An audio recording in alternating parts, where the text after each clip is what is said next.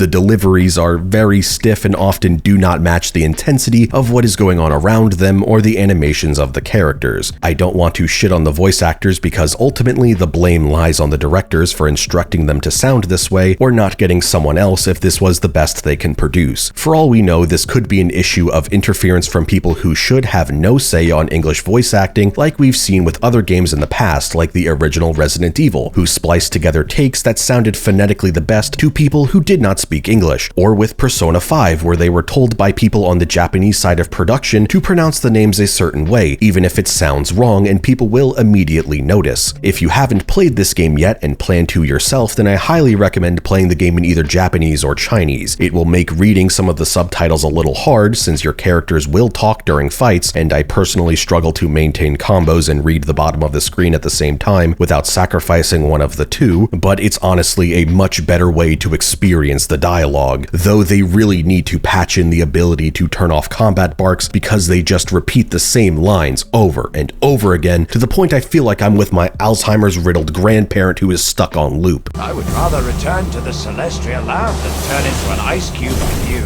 I would rather return to the Celestial Land than turn into an ice cube with you. I would rather return to the Celestial Land than turn into an ice cube with you. I would rather return to the Celestial Land than turn into an ice cube with you. I would rather return to the Celestial Land than turn into an ice Shut up! Shut the fuck up! Stop fucking talking! Stop it! If I have to hear Arena say the same 3 fucking lines over and over again one more time while his text is polluting my screen, I'm going to rip someone's head off. Right here, right now! Right here, right now! Right here, right now! I'll show you what I'm made of! I'll show you what I'm made of! Show you what I'm made of! Witness my power! Witness my power! You're going down! You're going down! You're going down! Sound as a whole is my biggest problem with this game. The sound design and the sound mixing is dreadful. The combat sound effects are so horrendous they had to address the fact that they are going to change them in an update. One of these updates has already come out since writing this part of the video, requiring me to come back and add this line, and after playing the game for a little bit, I honestly can't hear the difference.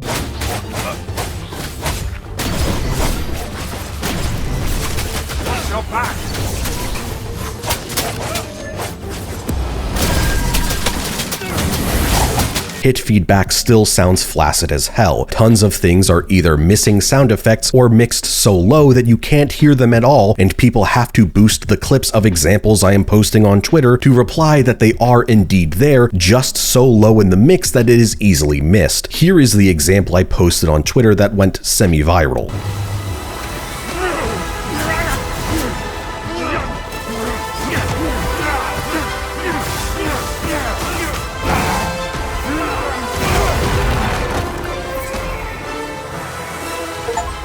It's exactly like what I talked about in my Gungrave Gore review I did a few years ago, as both games suffer near identical sound problems. You just don't hear any of the hits when I am doing the barrage on the boss. It just seems like 80 to 90% of the soundscape is missing. One of the most egregious examples comes from the end of the game, so spoilers if you don't want to see them, skip ahead about a minute. It is where the dragon I transform into for the penultimate boss fight just has no sound effects at all. My swipes and their impact produce no sound.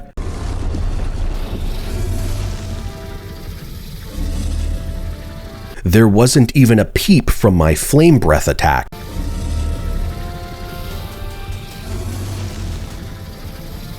These are the things that should be blowing out my speakers with bass, but every weapon and hit spark sound effect in this game is like a plastic bag whipping in the wind or a water balloon being slapped.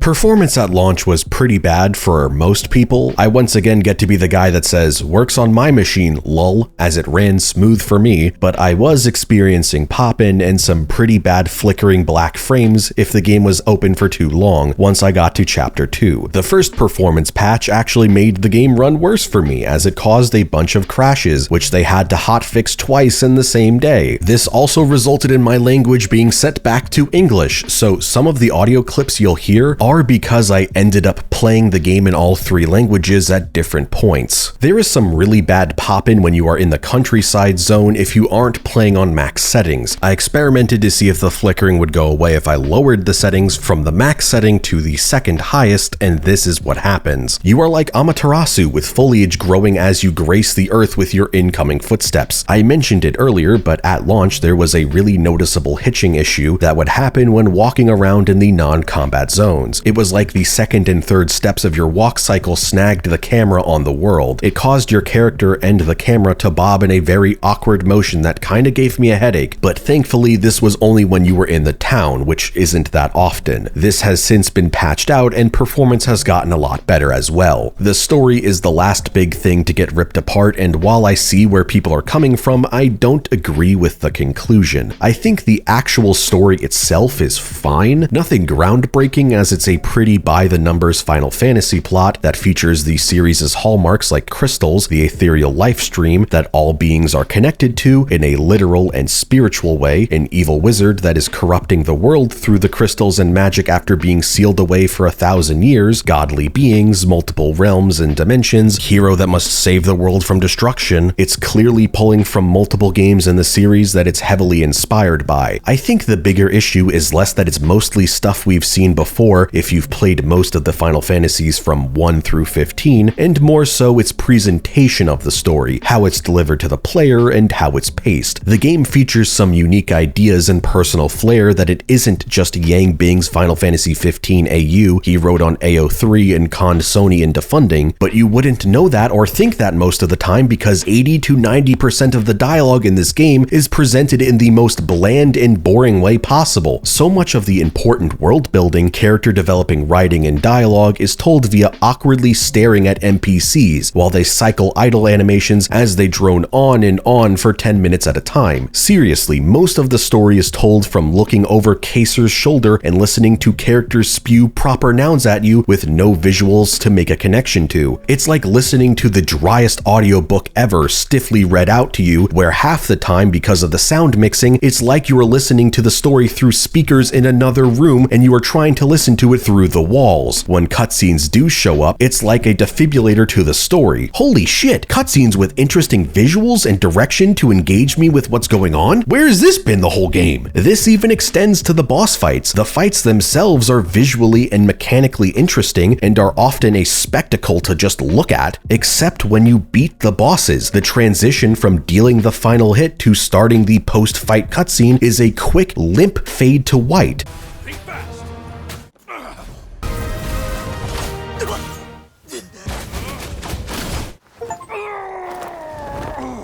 This is so jarring and instantly deflates any of the hype you are currently feeling. It really needed some sort of visual flair to sell beating a tough boss, something like No More Heroes 3.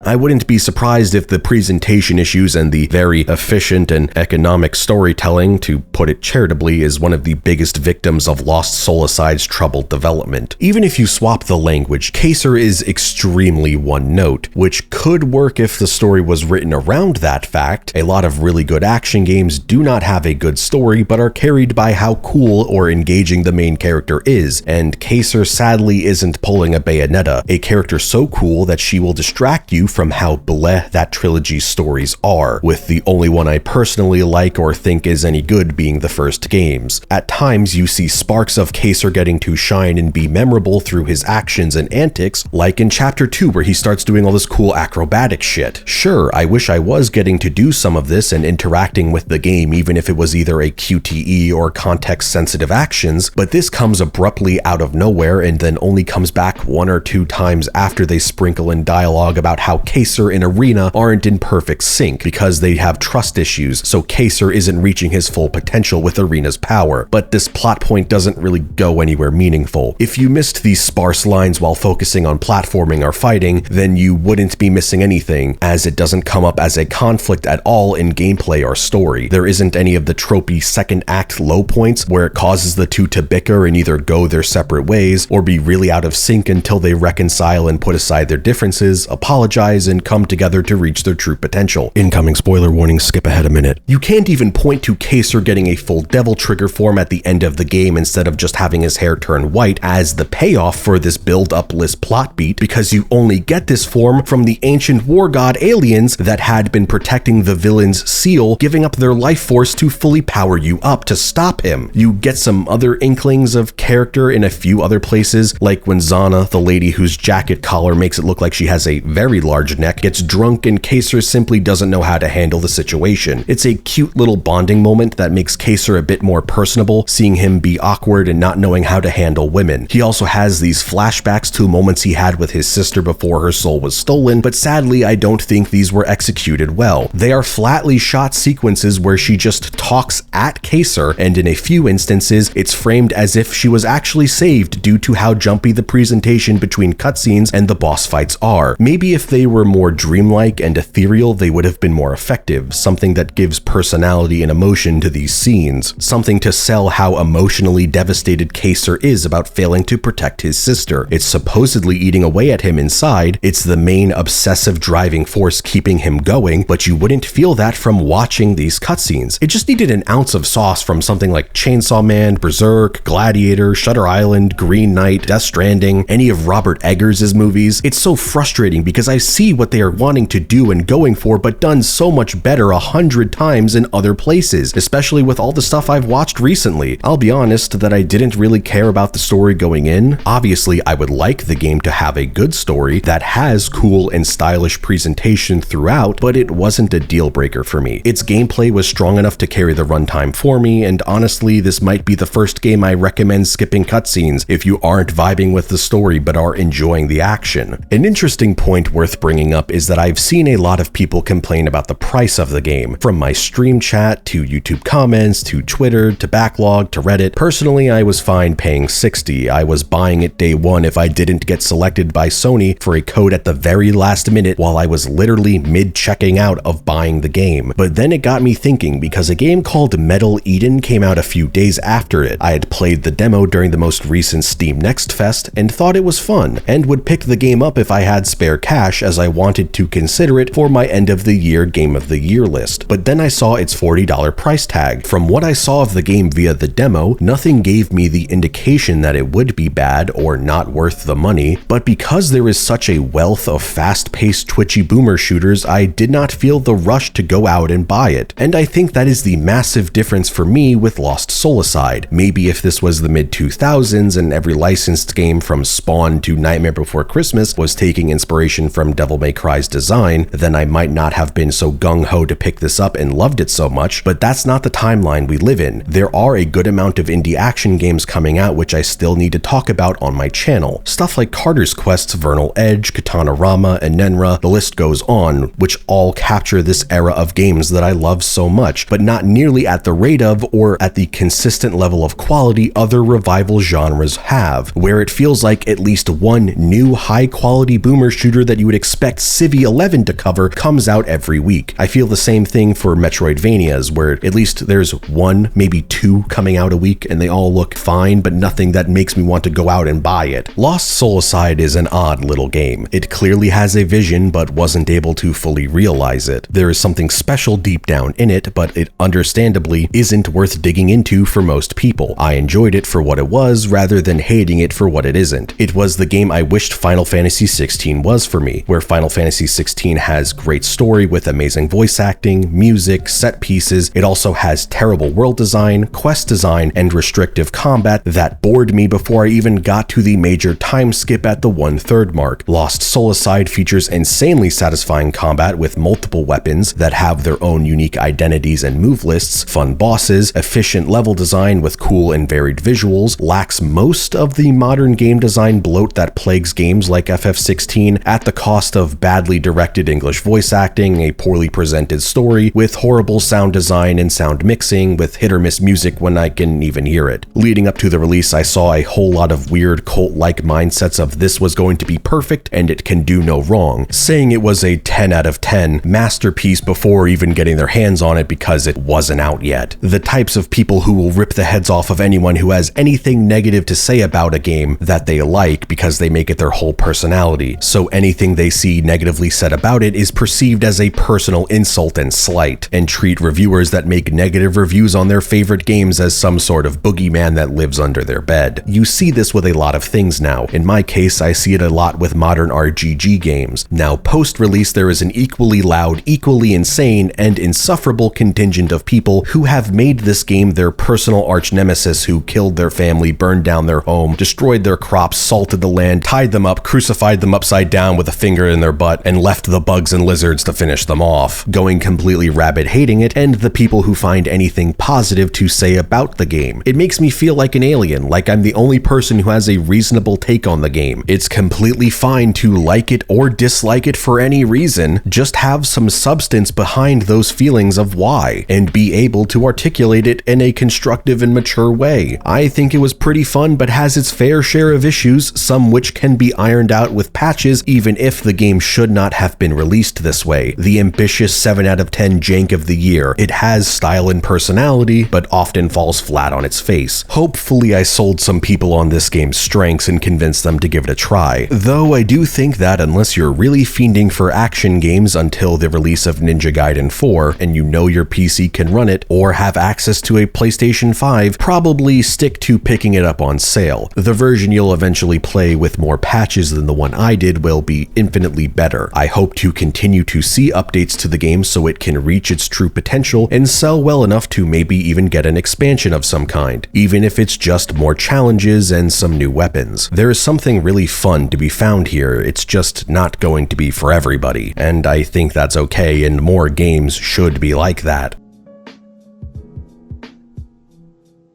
If you've made it this far into the video, I just want to say thanks for watching as always. If you really like the video, please leave a like and comment and pass the video around. If you really like these videos and the channel, maybe consider becoming a patron on Patreon. It is the best way to support me directly, with multiple tiers including a $3 voting tier, allowing patrons to pick what is the next upcoming multi-game review. I also have a $7 tier that allows you to view rough cuts of upcoming videos. Some of those currently include my eventual Drakengard retrospective. I'm now going to shout out all of my $5 and up patrons who really help support the channel. Andy F, Bully, Densha, Turbo Chicken, Strawberry Tofu, Scary Dinosaur, Quartz, Kevin Velasquez, Lotto, Saiyan Heggy, Medi Not the Bad Guy, Burley, Dev Welkin, Chikun Highwin, Vaso, TV Head, Friday Night Fragging, Metal Cactus, Ben Johnson, Chichometrius, Ekfrazo, Nicholas Pedinato, Leon, Buckets, Sean the Berserker Fighter, Shizuji, Jacob Hamilton, Ben Olberg, Neutral Guy, Trevor, Kilowog, and Dan XDXDXD10. Thank you so much, everyone. If you're a card game player of any kind, I have a TCG Player affiliate link in the description below. All purchases you make using my link will give me a small kickback. I also have a NordVPN affiliate link, so any plans that you get using my link will also help support the channel. As for what is coming out next, it is currently the very busy season of the year where a million games are coming out, like Silent Hill F, which I haven't had the chance to play yet, Ninja Gaiden 4, which I think is already out by the time this video goes live, unfortunately. There's a million other small releases as well, like Pigface went into early access and Geno Kids went into early access, and I want to try to cover as much as I can during ad season, so I don't really know what's coming out next, but whatever it is, I hope you enjoy it. As always, thanks for watching, and see you next time.